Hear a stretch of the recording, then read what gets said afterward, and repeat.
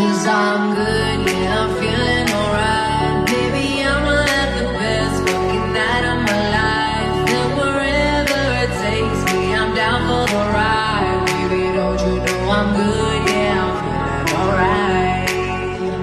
Hi everyone, Assalamu alaikum. This is me Payal. I hope guys all are doing good and welcome to my another new mini vlog. কিছুদিন আগে আমার যাওয়া হয়েছিল Saint মার্টিনে, আর Saint মার্টিনে শুধু আমি না, আমার ফ্যামিলি মেম্বাররাও গিয়েছিল আমার সাথে।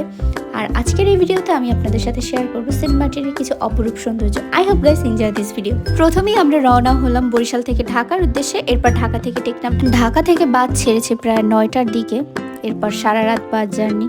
মাঝে মাঝে অনেক জায়গাতেই যাত্রা বিরতি দেওয়া হয়। আমাদের প্রথম যাত্রা বিরতি দেওয়া হয়েছিল কুমিল্লাতে, কিন্তু যাত্রা বিরতি যে হোটেলগুলোর সামনে দেওয়া হয় আমি আপনাদেরকে সাজেস্ট করব এইসব হোটেলের খাবার একদমই অ্যাভয়েড করার জন্য, কারণ প্রচুর দাম, খাবারের মানও তেমন ভালো না। এরপর ভোর সকালে টেকনাফ পৌঁছে সকালের নাস্তা শেষ করে কিছু দূর হেঁটে জেটিঘাটের দিকে চলে গেলাম।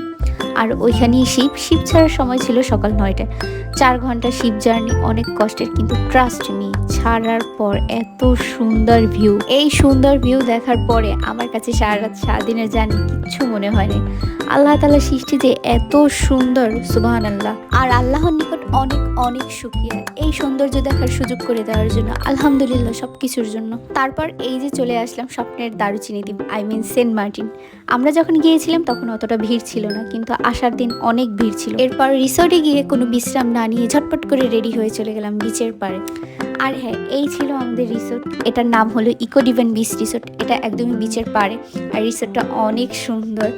ডেকোরেশন দেখি হয়তো বুঝতে পারতেছেন, খুবই ভালো ছিল। এরপর সোজা দৌড়ে বিচের পাড়ে, কি যে সুন্দর। এদিকে এই যে গার্লফ্রেন্ড বয়ফ্রেন্ড একজন আরেকজনকে প্রপোজ করছে। বিচের পাড়ে গেলে এরকম অনেক কাহিনী দেখা যায়, এগুলো কোনো ব্যাপার না। সবকিছু মিলিয়ে প্রথম দিন বেশ ভালোই ছিল। এটা ছিল আমাদের দ্বিতীয় দিন আবার সকাল সকাল ঘুম থেকে উঠে চলে গেলাম ছেড়াদ্বীপ ঘুরতে। এদিকের আবহাওয়া বেশ ভালোই ছিল, রোদ ছিল অনেক, ঠান্ডা ছিল না তেমন কোনো। চারদিকটা যে কি সুন্দর, যারা কখনো আসেননি আমি তাদেরকে বলবো একবার হলো আপনাদের আসা উচিত, দেখা উচিত আল্লাহ তাআলার অপরূপ সৃষ্টিগুলো, উপভোগ করা উচিত। এই যে চারপাশে এমন পানি শূন্য দেখতে পাচ্ছেন, এগুলো নর্মালি ভাটার কারণে। সকাল থেকে দুপুর পর্যন্ত ভাটা থাকে, বিকেল 3টার পরে আবার জোয়ার শুরু হয়। যখন জোয়ার শুরু হয় তখন এইসব জায়গা পানিতে একদমই ভরা থাকে, আর যখন ভরা থাকে পানিতে দেখতে খুবই ভালো লাগে। এরপর চলুন আপনাদের একটা সুন্দর জিনিস দেখাই। এগুলো প্রবাল না পাথর আমি নিজেও জানি না, যদি কেউ জেনে থাকেন অবশ্যই আপনারা একটু কমেন্ট করে জানাবেন যে এগুলো কি। ছেড়াদ্বীপ গেলে আপনারা এমন অসংখ্য ডাবের দোকান দেখতে পাবেন, একটার পর একটা। এখানে এক একটা ডাবের দাম ছিল 250 থেকে 300 টাকা করে। ছোটটা 250 টাকা করে, তার থেকে একটু বড় 300 টাকা করে। দরদাম করে তারপর 2টা ডাব নিয়ে নিলাম 150 টাকা করে। 300 টাকা নিয়েছিল 2টা। যাই হোক, কিছুক্ষণ ঘুরে টুরে এখন আবার ফিরছি রিসোর্টের দিকে।